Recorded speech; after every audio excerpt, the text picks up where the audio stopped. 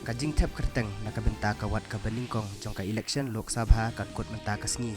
Kat bah bihar katarik ka bakhaddu ban tap kerteng kan kot lasai kasngi.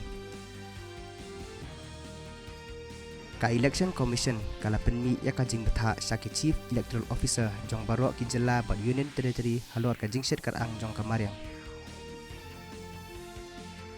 Presiden ka Filipi Ferdinand R. Marcos Jr. ula penpau kajing ai kublai ya ka India halor ka rai ban pelaj ya ki dukhot kategori halor kajing syak thambor ha ka kenhuan kiri ya le jong ka houthi ha pereng jong ka duriau ba mentau benai.